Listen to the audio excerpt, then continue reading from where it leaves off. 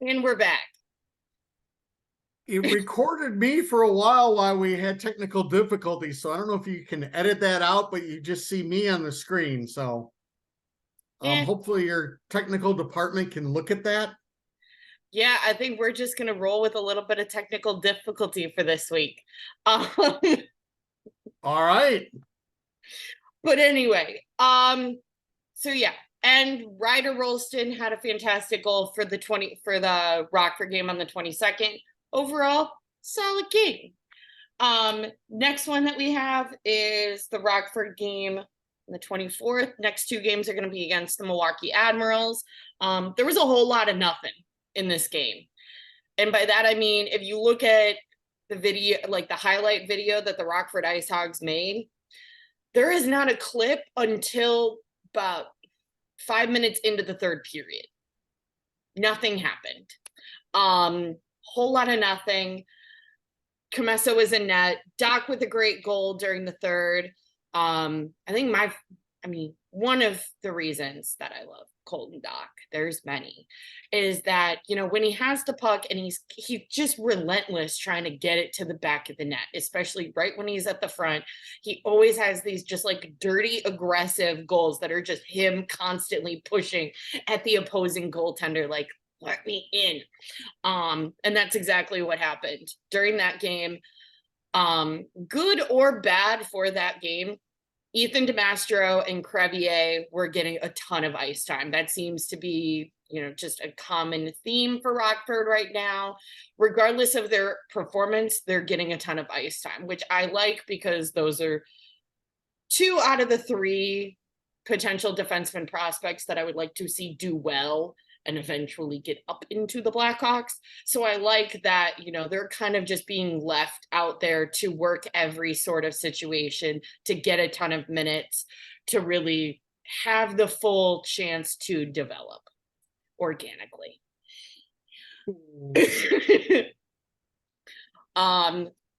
Last game, again, against Milwaukee. This is the first time, hot take, crusty old guy is going to look really shocked when I say this. Roos didn't look bad. Right. I know. What Shock look for everybody.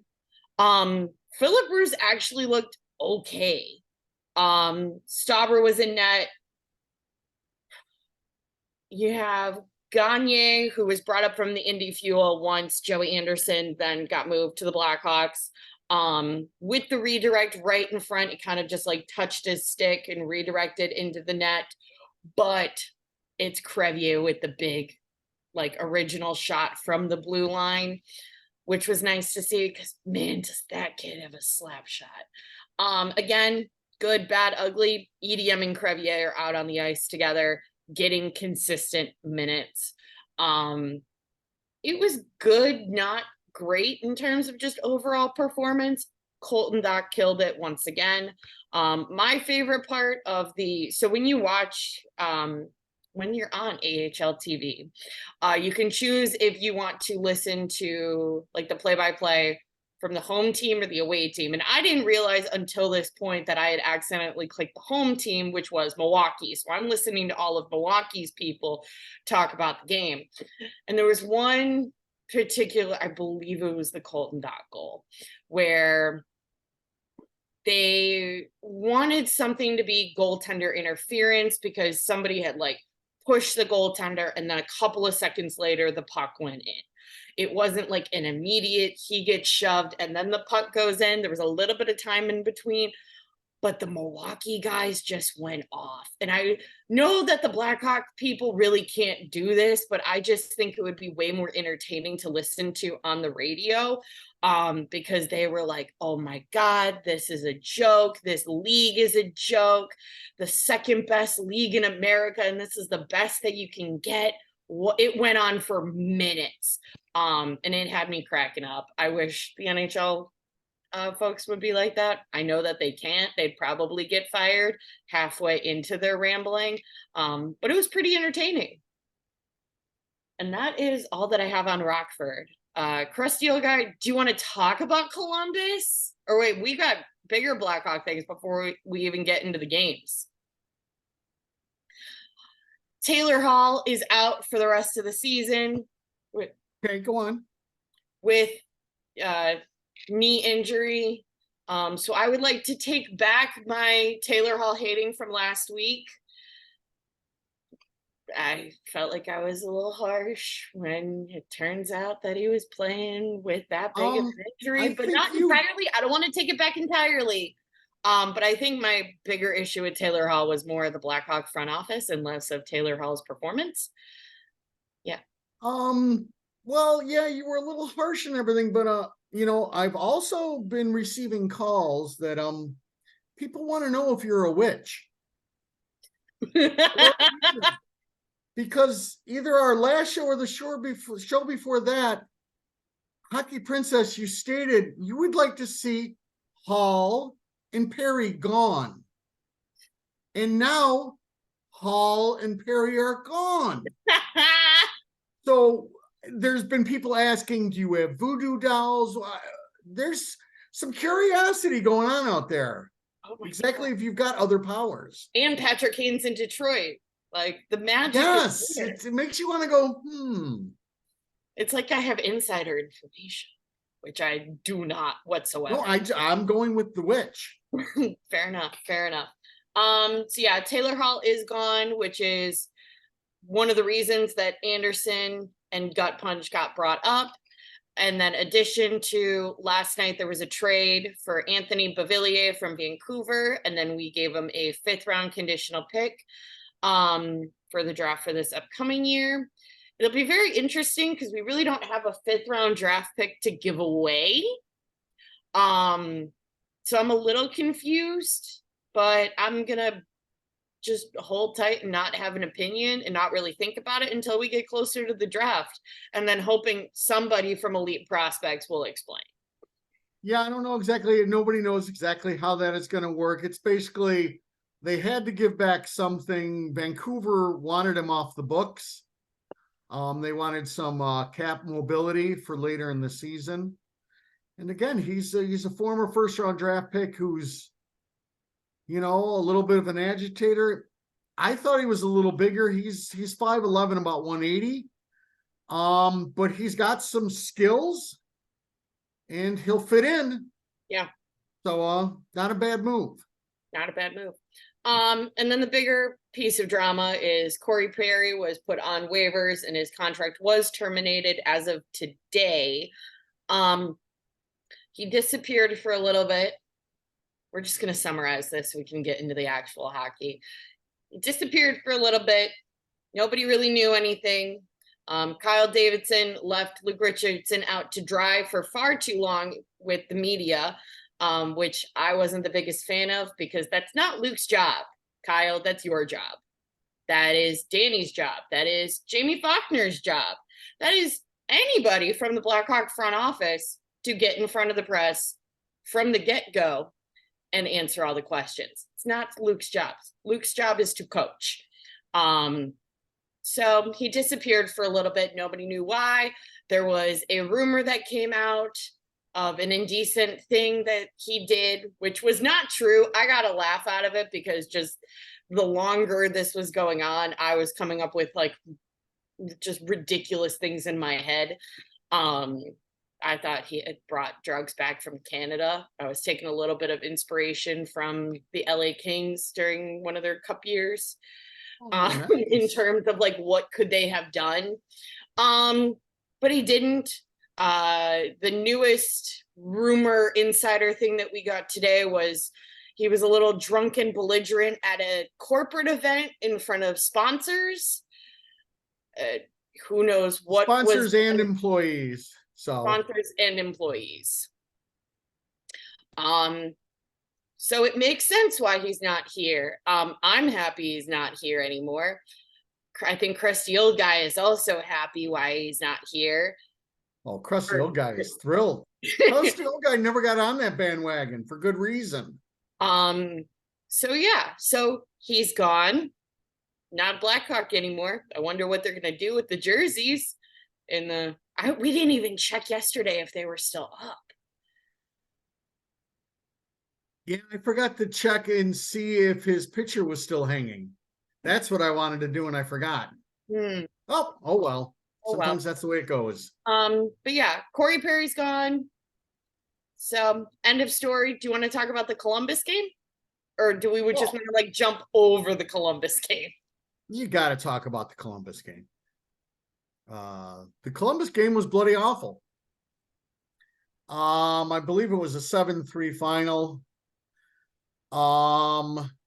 This team all of a sudden played a whole game of figuring they would take the easy way. This team is starting to get a reputation of a very easy team to play against. And they take the easy route. If it's easier to get rid of the puck a little quicker through the middle of the ice, they just do that. In Columbus, it all snowballed into one massive shit show. We had talked on the last episode about what happens if they go into Columbus and lose. And they went into Columbus and they didn't just lose. They got the shit kicked out of them. It was an unbelievably lazy performance. No guts whatsoever. Crusty old guy had a real big problem with the game. Yeah. I had a little mini temper tantrum in many different places. You can't play hockey that way. Nope. And if you're attempting to build a winner at some point in time, you have to play the right way. Yeah. And at the end of the podcast, I'll give your listeners a good thing to go watch of how you play the right way. And the Hawks were able to do that later on, in these games. But the Columbus game, yeah, it was from everybody, but everybody didn't want to get hit, didn't want to hit anybody else, wanted to go around people. It was pretty disgusting. And yeah, you can't have that as a hockey team. Hockey is a little different than the other sports. You have to be ready to work. And there's certain things that you have to do night in, night out. And if you don't, you can really have your lunch handed to you. And that's what happened in Columbus. So, along with a drunken Corey Perry. Well, apparently that happened before Nashville. I'm under the impression it's when they got to Nashville, it was the night before the game. Yeah. So it was in Nashville because really nothing good happens in Nashville. True that. True that. So then we got the next game, which was a little bit better. We don't have a 3 stars for the Columbus game. Sorry, folks. I did not watch it, and I'm glad that I didn't watch it, to be honest. But then we got the next game, which was Black Friday against Toronto Maple Leafs. Got my 3 stars for the game. First is going to be Jason Dickinson, as he should be for that one with the hat trick. Second is going to be Bedard's line during overtime. Third is going to go to Seth Jones because he's rightfully deserved to be on the 3 stars multiple times and then just doesn't make the cut some games. And he's still Seth Jones. So those are the 3 stars. I think my biggest complaint from the Toronto game is Bloom, as much as I do support him, and I will get on my little soapbox in a minute about Arvid Soderblom when it comes to the Blues game, he needs to learn how to hold the puck. He doesn't need to release it and continue the play every time. This is also something that I've noticed that seems to be one of Jackson Stauber's fatal flaws down in Rockford, is he plays the same way. He'll tend to throw it back out to continue the play. It's okay to hold the puck and just keep it. That is an okay thing to do. I thought Korchinski and Wyatt Kaiser looked completely overwhelmed. I thought the power play looked bad. I think it's funny because Arvid Soderblom really loves to throw back the puck, but then all the forwards really like to hold on to the puck for the few seconds that they actually have puck possession. They like to hold on to the puck for far too long and not shoot it. Nobody shoots it. I'm specifically citing Taylor Radish at the beginning of the second period. He had the opportunity and he just kept it for too long. I do like the Joey Anderson ad to the Blackhawks. I know he will eventually go back down to Rockford, but I do like the addition, especially I think Joey Anderson, Dickinson, and Foligno work well together. I know Foligno is back, like presently, Foligno's back on the line with Bedard, but at that point, I did like the gelling that the three of them had together during that game. I thought it was a heck of a third period. And every time that we get to beat Austin Matthews, I think it's a good game. Well, I first got to ask: is this a children's show also? We can't like completely drop swears all the time. Well, not swear, but you've got to call it. It was a big dick game. So that would be your Jason Dickinson, who scored 3 of your 4 goals. Yeah. So a beautiful hat trick for him. And you're right, that line with Joey worked really, really well. It was a pretty entertaining game. I do like Joey Anderson just as an overall addition to the Hawks right now. Yeah, and again, it was another game that Core kind of struggled, but was able to get the game winner in overtime also. So, and again, anytime you can beat Toronto is a beautiful time, no doubt about it. It really is. It really is. Yeah. So I don't have a complete vendetta against Toronto like some teams do, but ever since the whole Matthews Kane, like this sort of situation, man, it just feels really good to beat them. Well, there's just a lot of people that have Toronto hate just because, Toronto believes they're the epicenter of all hockey. Yeah. And you have to listen to the fan base and the media always state how Toronto's going to go all the way this year. Every year we got to hear it. Every year it doesn't happen.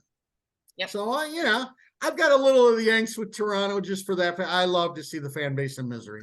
Yeah. Yeah. Anything else from Toronto game?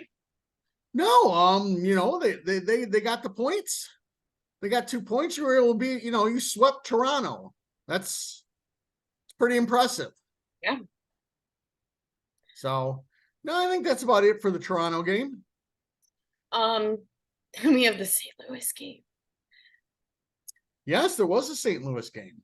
All right. We're going to start off on a positive note, and it'll blend right into my spiel.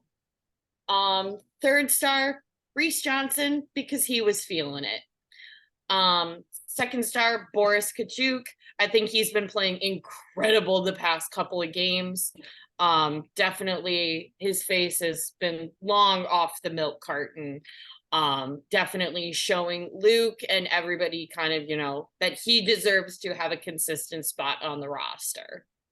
And my first one is going to be Arvid Soderblom, because the beginning of the first period was a little shaky. I think he did hold them in the third. It's also just, can we stop hating on Arvid Soderblom, please? I'm not talking to you, crusty old guy. I'm just like talking to the world. And this is for, my thoughts for goaltenders in general. Even when a goaltender lets in a goal, sure, there's still 5 other guys on the ice. It is not always the goaltender's fault when a goal goes in. I'm looking at you, Kevin Korchinski, for that first one against St. Louis. It's not always Soderblom's fault. It's not always Mrazek's fault. There are other guys on the ice. There are defensemen who should be, taking the puck from the opposing guy, that should be, intercepting the puck, that should be doing a number of different things. It's not always the goaltender's fault. There has just been a lot of Bloom hatred, wishing that, Stauber and Camasso were called up sooner and say, send Bloom back down to Rockford. No, I don't like that. And I think that's kind of dumb. I thought Bloom, yes, was a little shaky, but those first 2, there's not a ton that Bloom could have done. The Kevin Korchinski one was, not his fault whatsoever. What else was he supposed to do? It's not always his fault. And he got better, and that's what matters. Yeah, and again, with the core one, again, that was another learning point for him. He was able to get back enough so he could bother the shooter on the breakaway. At that point in time, you might as well just take the penalty. You might not be called for the penalty shot, but at least you give Bloom a chance to get ready for it. Take a stick to the hands or something like that. I'm sure that was talked a little bit with him and gone over. And no, when this game was 3-1, Bloom played out of his mind for a while and kept them in it. And then they just couldn't get it done. And at the end of the day, they got pushed around by a St. Louis team that, again, isn't known anymore for pushing people around. The thing, nobody was aggressive on the ice whatsoever. I did not watch the Columbus game, but I would imagine there were some similarities of like no one actually wanting to make the complete effort to, try to get the puck from St. Louis. Yeah, there was more of the lack of will, the lack of effort, the easy way out, as I went over in the Columbus game, and there was more of that in this game also. It's again what they've been talking about, how to play the right way. They just really didn't. They took the easy route, but Bloom kept them close. And again, it was another lesson learned that these guys all got to figure out there's certain things that you have to do. And again, you still had at that point in time the line of the beacon of hope. We're gonna get to that. I have opinions. Kurashev and Reichel together, which wouldn't last this whole full game. It's a big ask for the three young kids to play defense, and St. Louis would just sit there and cycle the puck on them. Basically, two of St. Louis's 3 goals, well, one was the core turnover, and the other 2 were against the top line. So that was a failed experiment, and that's going to happen. But again, it was more going the easy route. Thinking this game is easy, and it's not. So, and you don't want to see lack of effort or care against the St. Louis Blues. You just don't want to see it. There's a couple teams that you got to learn that your fan base just doesn't want you to look that silly in front of them. St. Louis would be one of them. I think, and with that beacon of hope line, I think my anger is not towards them whatsoever, because I think that the Bedard, Kurashev, and Reichel are incredible, and I like all of them. I think my frustration is more with Luke Richardson in terms of keeping that line, because it was one of your bigger flaws in the Toronto game was, when Toronto would score, most of the time they were on the ice. And so what is going on in your brain that thinks, no, this still works? And even after the first one, you're like, no, this still works. It doesn't work, Luke. It wasn't working. Let's change it. I know we had limited options, but it wasn't working. Yeah, and he did then change it up towards the end of that game. He's trying to get Lucas Reichel going. And Luke, the rest of the Blackhawk brass and everybody else better just, what?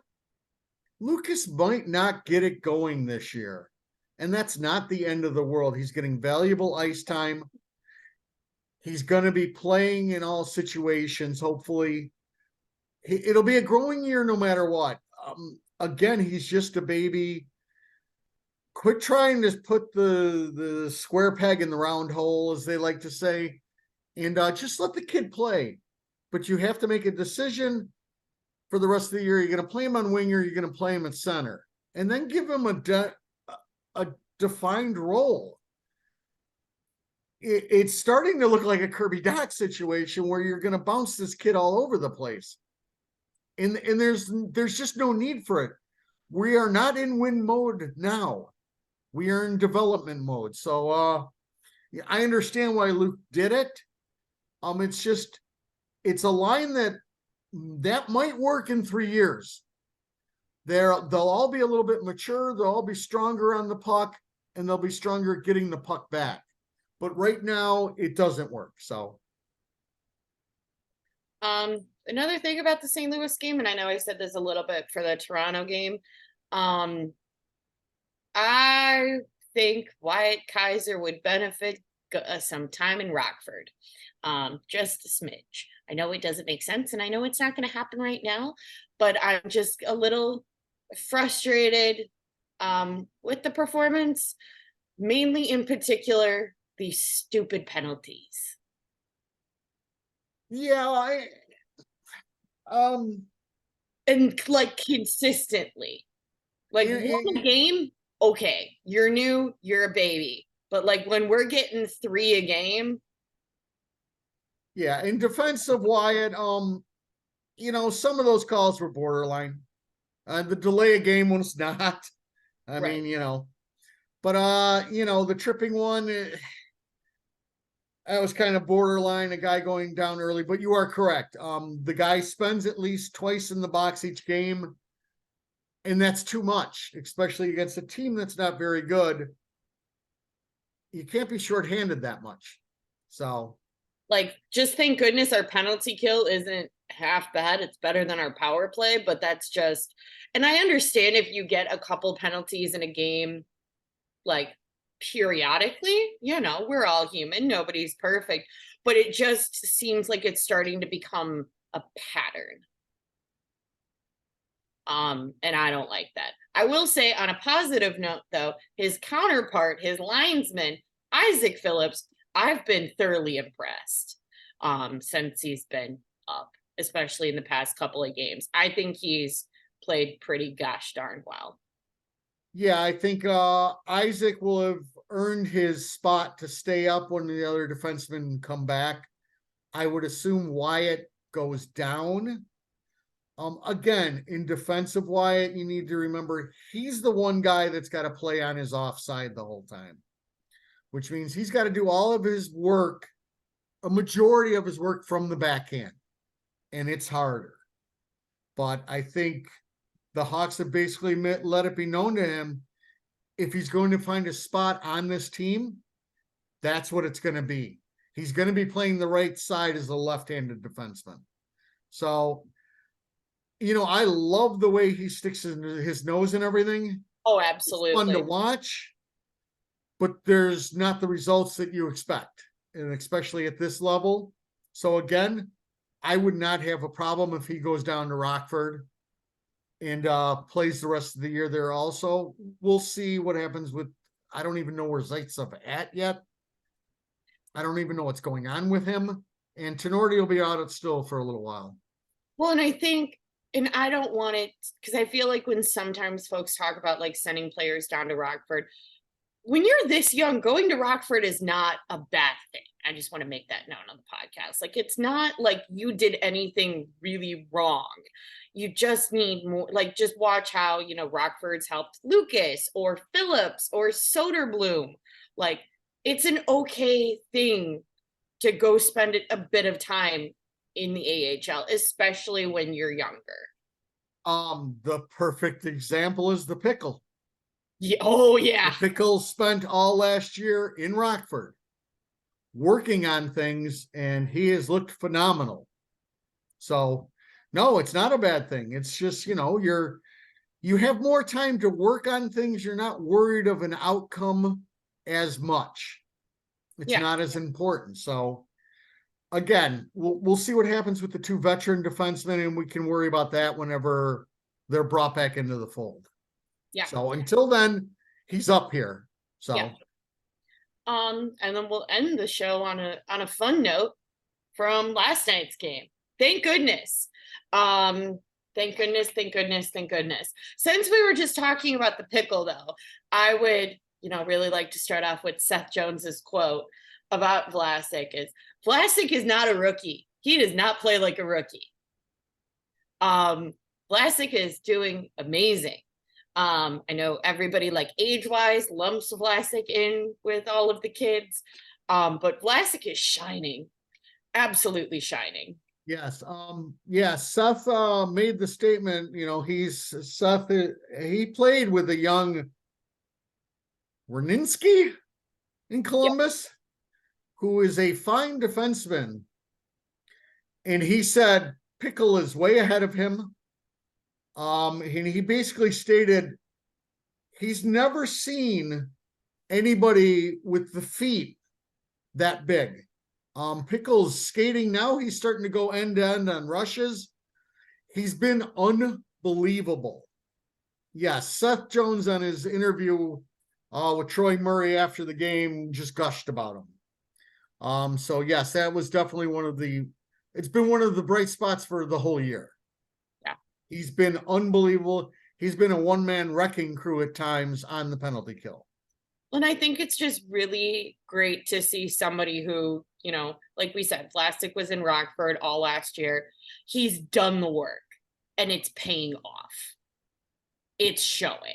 I mean, I think before this year started, or like at the end of the year, I know we had discussions on like, will he make it? Will he not? We don't know.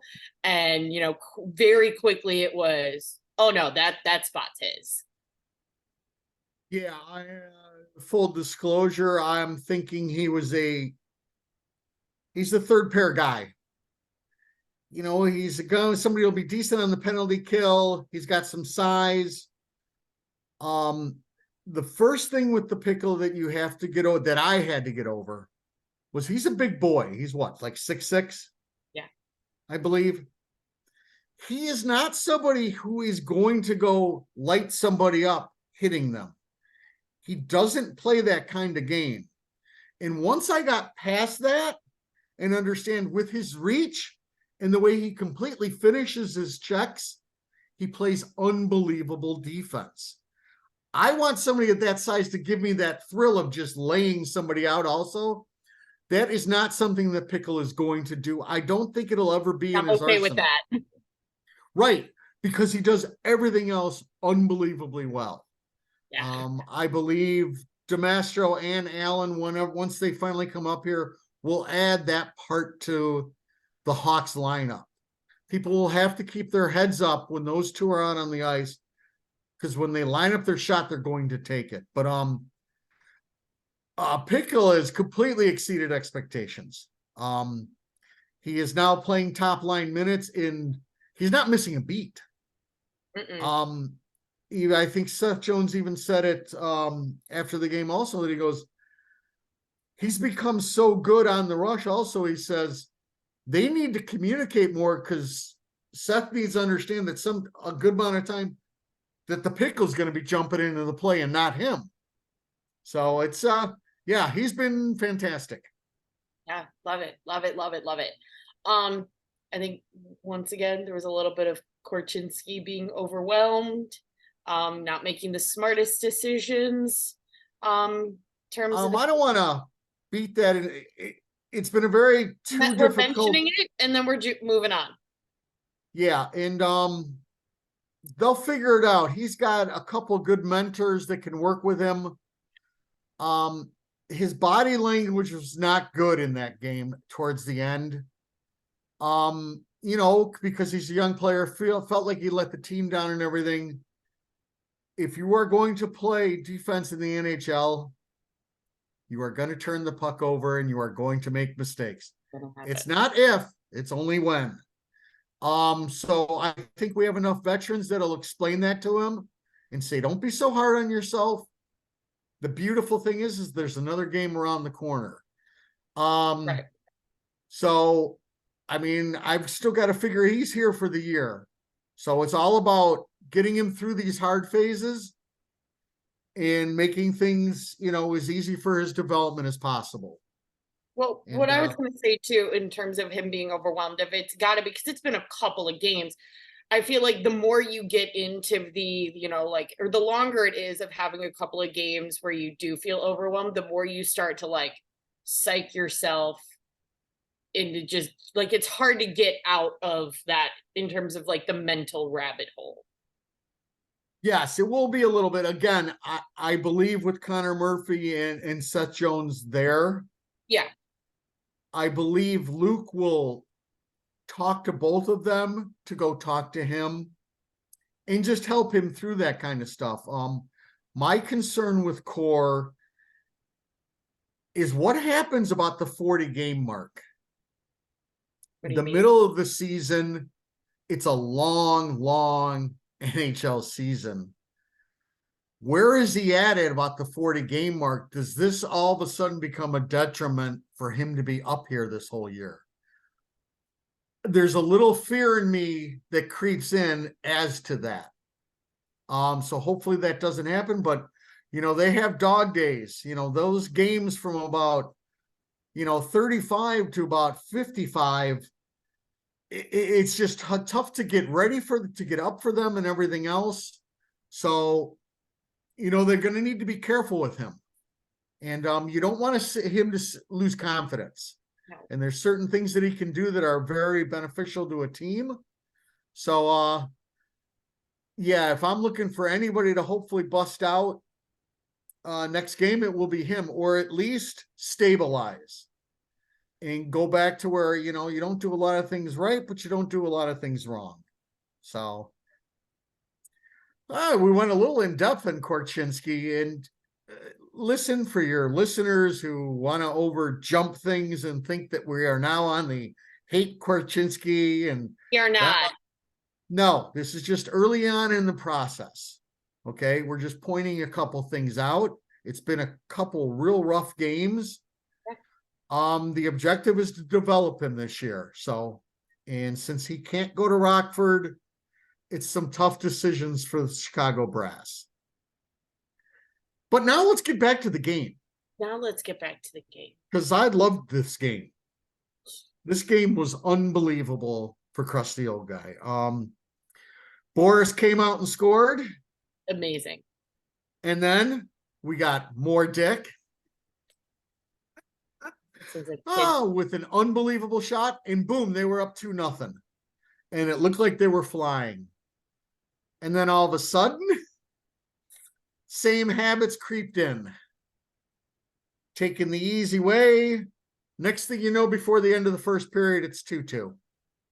And at that point in time, I thought we're right back to where things have always been. And I'm like, it's just going to be no different than the St. Louis game, the Columbus game.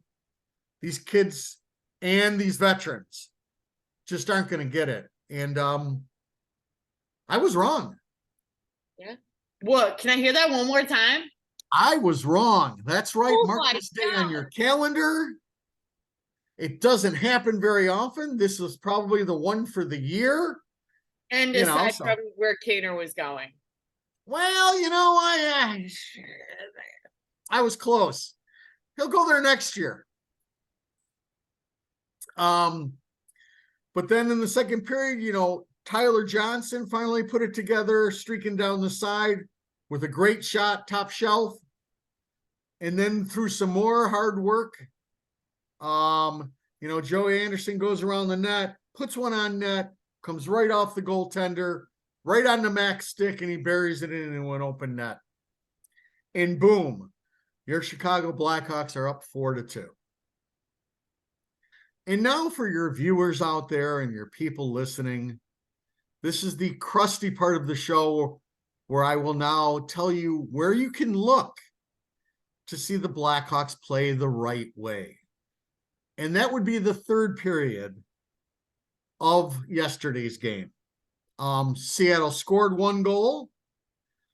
But basically you saw a team that did not take the easy way out on anything.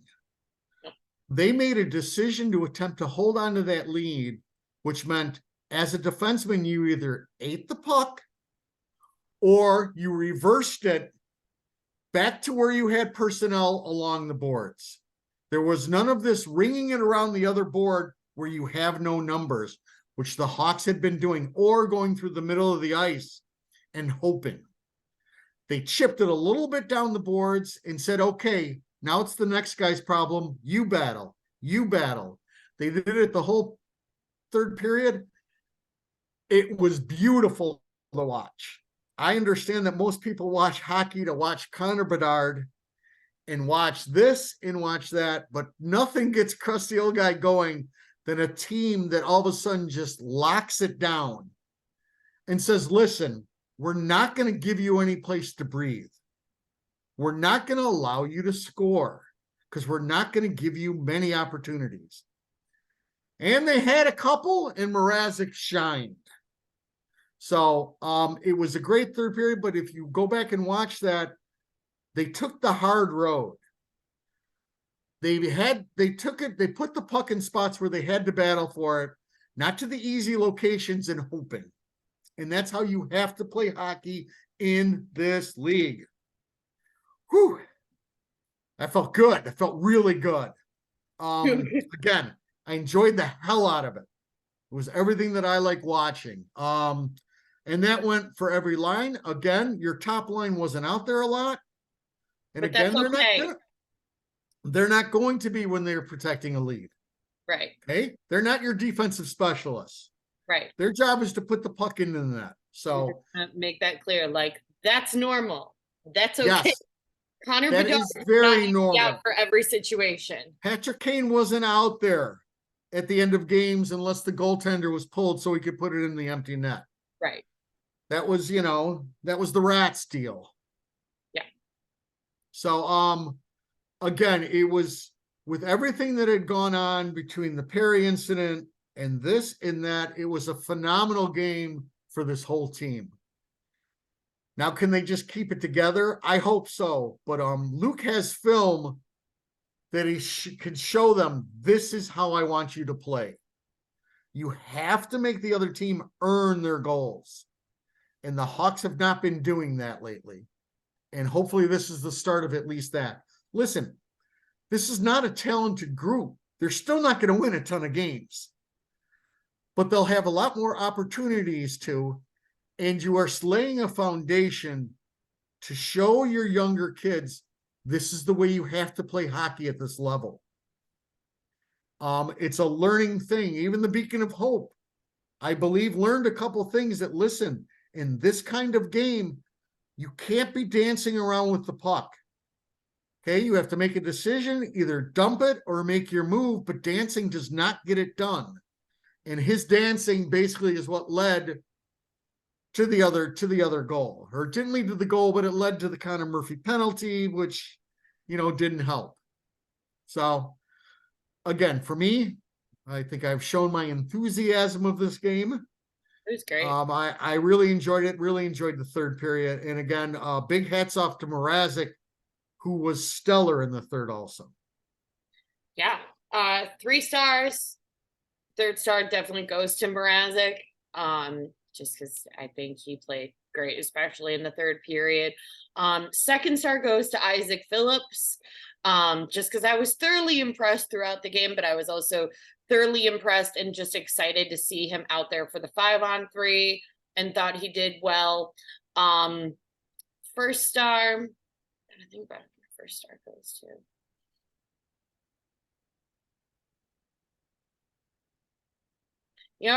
We're going with effort, and he's on a hot streak right now for the effort.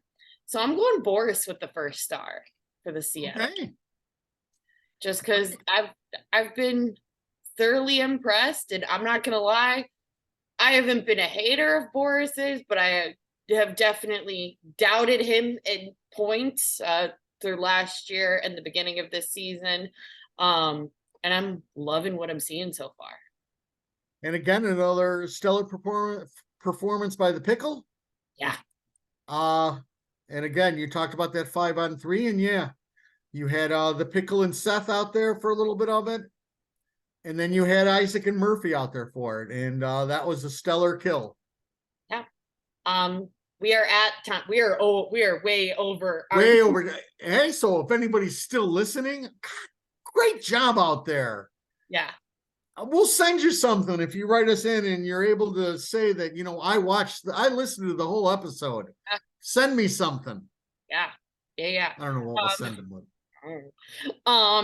Just as if you have any questions, comments, concerns, you want to be on an episode and talk with us about hockey, you can send us a message on Twitter, Instagram, TikTok, Facebook. You can email us at thehockeyprincess@gmail.com. Just as a reminder, wait for whistle. Do not get up while the puck's in play. And make sure to hit that like and subscribe on either Spotify or Apple Podcasts, however you listen or watch us ramble about hockey. And we will talk at you guys next week.